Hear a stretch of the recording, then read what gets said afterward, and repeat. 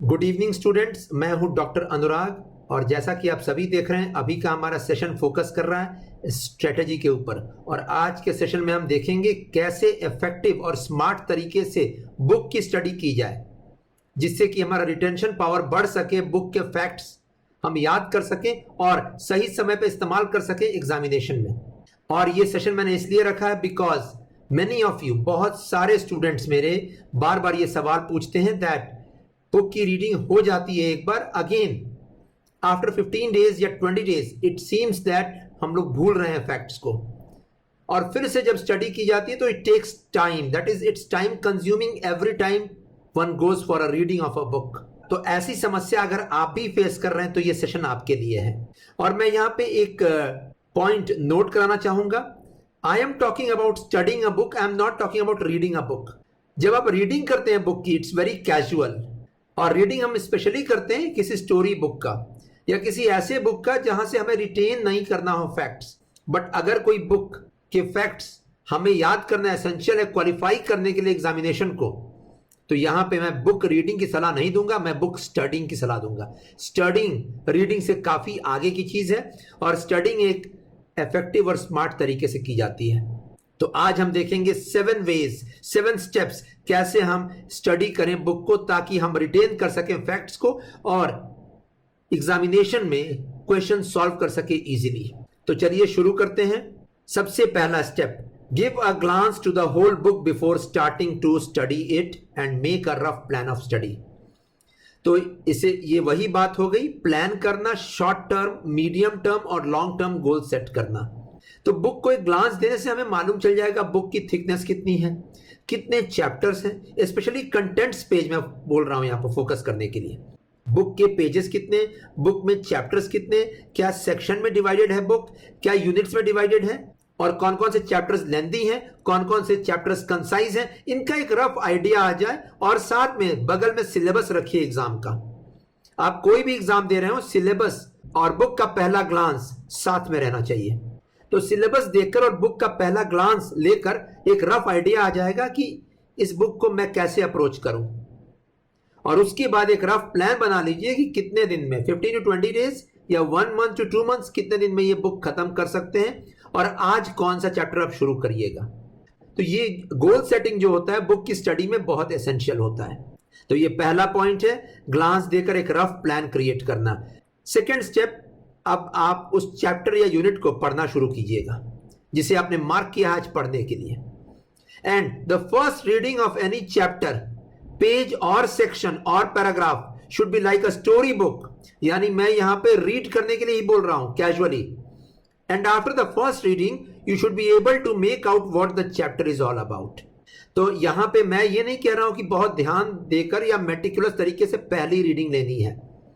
एक कैजुअल तरीके से रीडिंग लेकर आपको एक कंक्लूजन डिराइव करना है दैट ये चैप्टर या ये पेज या ये यूनिट या ये पैराग्राफ किस चीज के बारे में बात कह रहा है। और मैं यहां बोलूंगा कि आप चैप्टर वाइज यहां पे चलिए।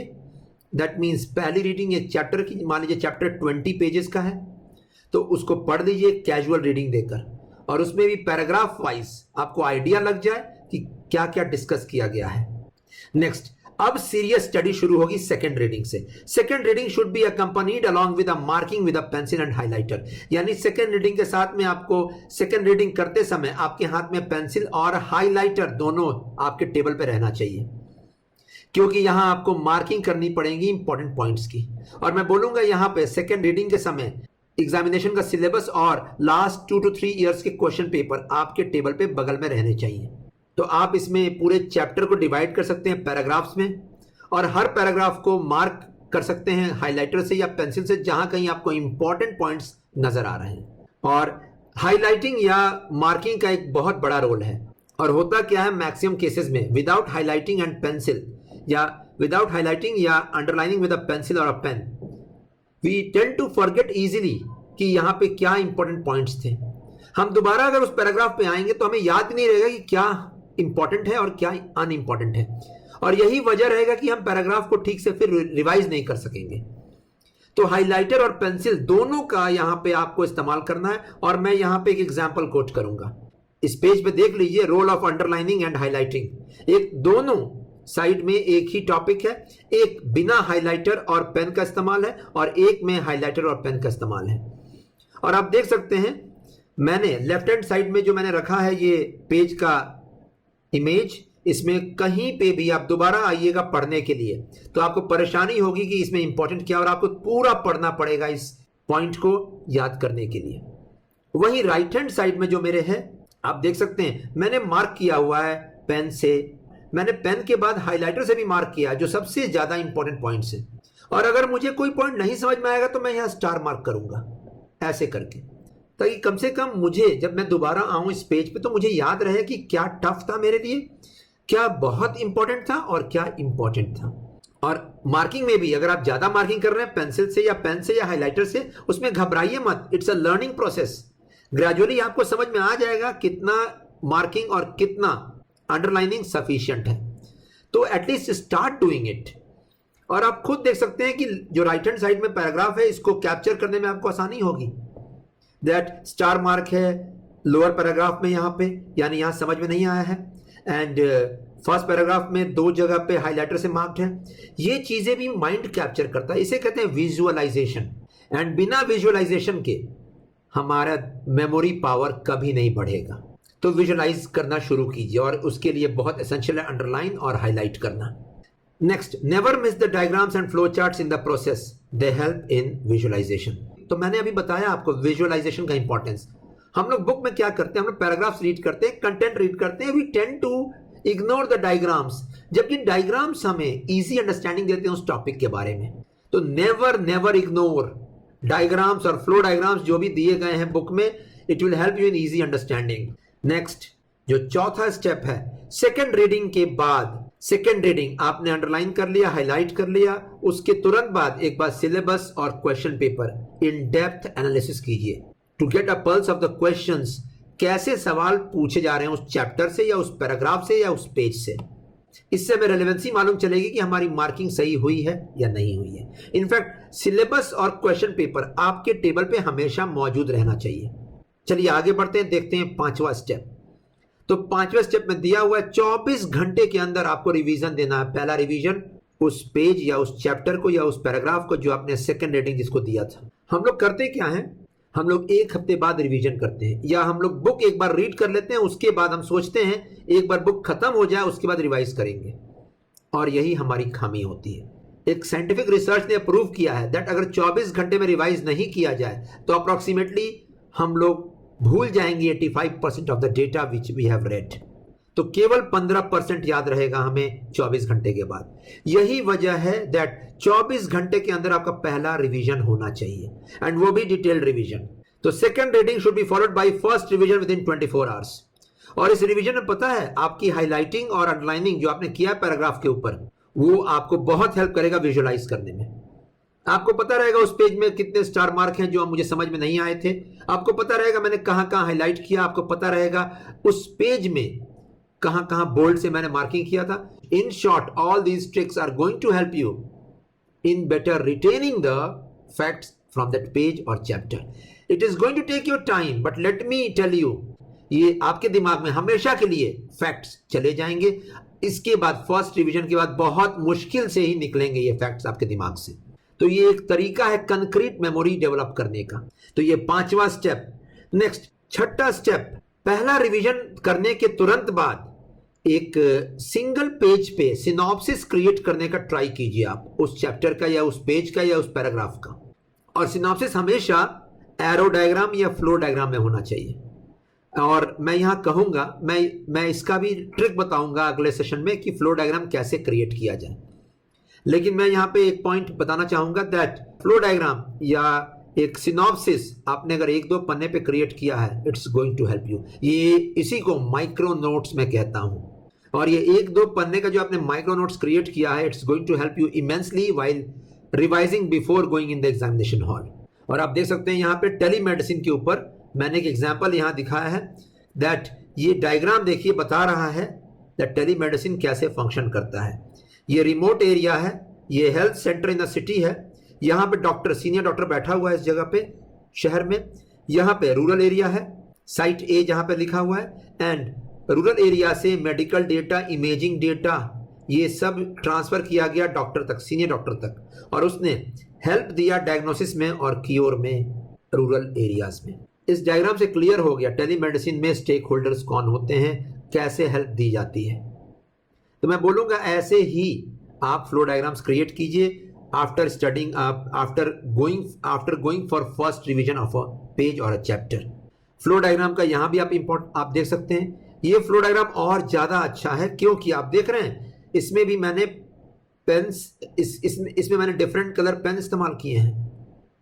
इन शॉर्ट, दोबारा मैं रिवीजन लूंगा अगर इस फ्लो डायग्राम का तो मुझे याद रहेगा एलीट क्लास वाइट से मार्क था, डिफिकल्ट वाइट से मार्क था, टफ था, language used was tough, role of traditional forces, ये सारे डेटा, ये सारे जो वाइट से मैंने मार्क किए वो ज्यादा याद रहेंगे। Elite class, difficult, tough, traditional forces, exploitation, और कहीं ना कहीं ये मुझे वाइट में जो मैंने पेन से लिखा है ये मुझे हेल्प करेगा रीजन फॉर फेलियर पे अगर सवाल आएगा। सोशियो कल्चरल रिफॉर्म्स हिस्ट्री का टॉपिक है, रीजन फॉर फेलियर, तो मैं इस पॉइंट से, केवल ये पॉइंट जो दिए हुए इसी से मैं सेंटेंस फ्रेम कर लूंगा।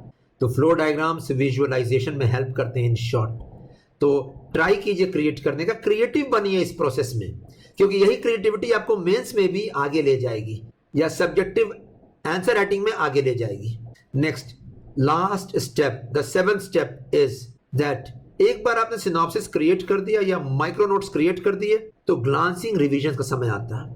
अब ये ग्लांसिंग रिवीजन का मतलब क्या होता है? ग्लांसिंग रिवीजन मींस जब भी आपके पास दिन भर में टाइम मिल रहा है, जब चाय पी रहे हैं आप फॉर एग्जांपल, या आप एक टॉपिक 2 घंटे पढ़कर जस्ट आपने एक ब्रेक लिया है, या you are listening to some songs, उस समय आप ये सिनॉप्सिस वाला पेज उठाइए and without giving any pressure upon the mind try to visualize it. यही ग्लांसिंग रिवीजन का मेजर एम है, विजुअलाइजेशन। विजुअलाइज करने का मतलब क्या होता है? एक बार पेज की तरफ देखिए and next step eyes close करके इमेजिन कीजिए उस पेज को, क्या क्या लिखा था। और अगर आपने ये प्रोसेस सक्सेसफुली कर लिया, एटलीस्ट स्टार्ट ट्राइंग, पहले में थोड़ी परेशानी होगी बट नेक्स्ट 2-3 वीक्स में you will gain confidence over this process. And यही ग्लांसिंग रिवीजन 2 से 3 मिनट लगता है एक पेज के ऊपर। It's going to help you immensely. ये आपके फैक्ट्स, ये सिनॉप्सिस या फैक्ट जो चैप्टर के आपने नोट किए हैं कहीं पे, उस फैक्ट्स को या सिनॉप्सिस को आपके माइंड में एम्बेडेड कर देगा हमेशा के लिए। It's like the ultimate step which is going to give a boost to your memory regarding the facts of that chapter।